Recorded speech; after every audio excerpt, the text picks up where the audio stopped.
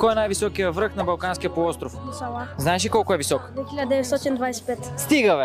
Може ли да ми кажете България през коя година е създадена? 681. От кого? От Хана Спарух. Добре, знаете ли кой е написал първите писмени закони? Хан Крум. Кой е хана строител? Хан Муртак. Правилно, браво! Добре, може ли да ми кажете нещо за Христо Ботев? Революционер, писател. Един от текстовете са му хайдучи. Точно така. Знаете ли къде е роден? В Калофер. Браво, момчета! Кой е най-високия връх на Балканския полуостров? Мусала. Знаеш ли колко е висок? 1925. Стига, бе! Браво, бе, момчета! Браво! Вие сте много умни! Такива момчета трябва да има навсякъде. Вие откъде сте по принцип? Бургас. Добре, може да ми кажете примерно коя е морската столица на България? Варна. Добре, Бургас или Варна? Бургас. Какво бихте посъветвали децата като вас, тъй като вие сте знаещи момчета? През лятото много да четат, да не излизат много, да се образуват като цяло.